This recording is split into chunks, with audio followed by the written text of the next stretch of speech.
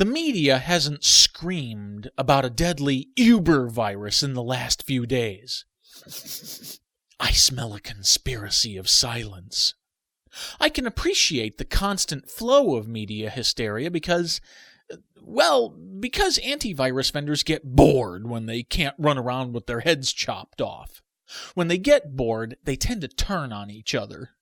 Oh, sure, it starts innocently enough, playful jibes about a competitor's new press release, but then they get the bright idea to send emails to me. Did you see this one yet? I like to think of it as chumming the waters. I swear, antivirus vendors will toss one of their own overboard and laugh when our columnists at vMyths eat him alive. Sick, sick, sick. Alligators kill their prey more humanely, and they don't turn on their own kind. I could smell the chum recently when it flowed into my mailbox. Multiple antivirus experts pointed me to a new press release from the lounge lizards known as MI2G. That's all in lowercase, by the way. Regular readers of my columns on the web know the firm has its own hysteria roll call resource at vMyths. That's vmyths.com.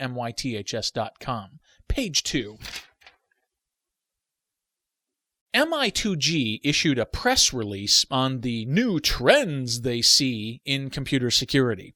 Their tripe positively brims with numbers, percentages, and dollar signs.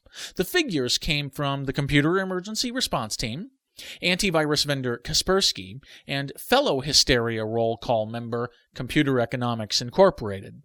MI2G also culled a generic dismal future quote once uttered by Symantec bigwig Steve Trilling. To put it in simple terms, MI2G's press release used the time-honored ploy of success by implied association.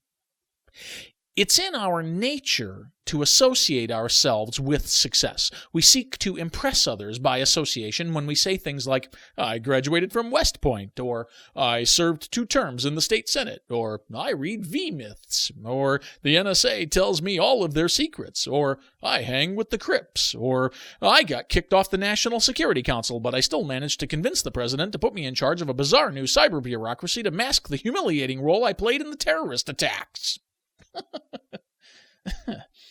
That's not funny.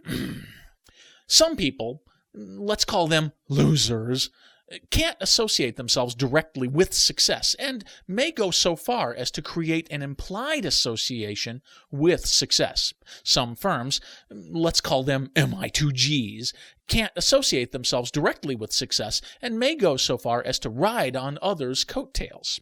They want to persuade others, let's call them reporters, to give them more consideration than they truly deserve. Now you can see why antivirus experts threw MI2G overboard recently. The chums stowed away on a media charter boat. Page 3. I learned about MI2G's press release before antivirus experts started their chumming expedition. So I sent a query to spokesmodel Louise Selly. She wrote back with a typical insufficient explanation. MI2G statistics are derived from an automatic tool that collects data from defaced websites directly announced on the web, as well as monitoring hacker bulletin boards. This tool has been developed by our SIPS group, which I think stands for Seemingly Innocent Propaganda from Soho. We do not rely 100% on the automated tool and have to verify the information collected using human intelligence, deleting errors and duplications. Directly announced on the web probably just means they monitor things like the Safe Mode and the AllDOS website defacement mirrors. These are places on the web where you can go and see defacements for all eternity. Safe Mode's recent suicide announcement means MI2G has less duplicate data to contend with. I didn't ask Selly to identify her public sources of information because, well, I doubt MI2G would reveal it. The antivirus industry as a whole doesn't like to disclose their public reference sources. Rationalization comes in many forms. They don't want to give virus authors credit for their contributions, or they consider public data a proprietary resource, or you get the hint. Ironically, these same experts would flunk out of a college writing course if they refused to cite public sources of information. I don't really know what the antivirus industry calls it, but the academic world calls it plagiarism. Page 4. I didn't ask Selly to identify her public sources of information, but I did send a follow-up email regarding the prolific serial virus writers they named in their press release. MI2G pegged Black Baron, for example, even though he left the virus scene in the mid-1990s. They also pegged David L. Smith. You may remember him as the author of the Melissa virus, despite the fact he stopped writing viruses after his arrest in 1999. Chen-Ing Hao, whom you may remember for the Chernobyl virus, doesn't even meet the definition of a serial virus writer. He'd lose his day job if he ever tries to write Critter Number 2. Why did MI2G implicate so many non-contemporary virus writers as current-day serial threats? Selly didn't respond to my follow-up email. Go figure. But these minor little points of contention didn't stop VenueNet correspondent James Middleton. He penned a credulous story from MI2G's press release.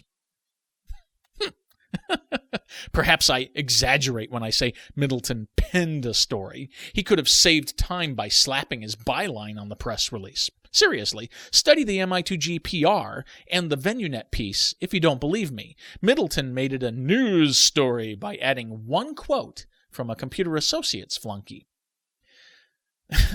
I come up with original material for my columns. I can't believe reporters get paid for such blatant plagiarism. Laziness. I said laziness. I said laziness. Nothing else. That's all I said. I said laziness. Page 5.